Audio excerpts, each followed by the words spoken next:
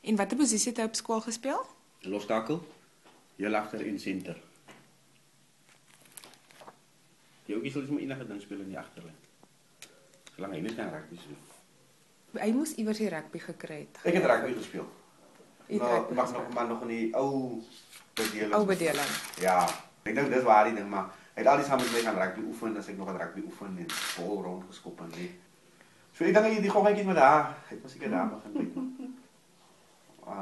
Maar ons was heeltemal verskillende spelers. Hy is meer die ou met die vlei, ek was meer die ou wat op die krag en die goed gespeel het. So dis ook ons kykie sommer saam rugby. Dis 'n hele gestreer iets.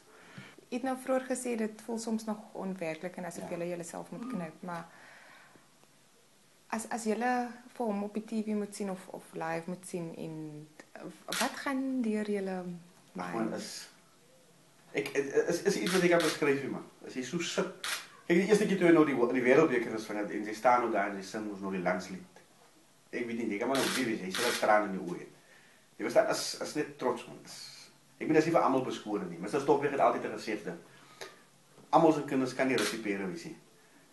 As 'n handjie vol wat daar kan uitkom. Ek meen, jy moet die kans gebruik as jy dit kry.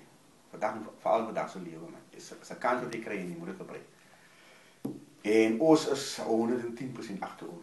Hy het kontrakte of aanbiedinge van ander provinsies gekry, maar hy het ook besluit Nee, hy het besluit. Toe hy terugkom van die wêreldbeker af onder 20s, toe hy van die Sharks mos nou aanbod gekry. Aanbod van die see was ook gekry. En die mannetjie het besluit nee, wat hy speel 15 jaar rugby en hy bly in die Kaap.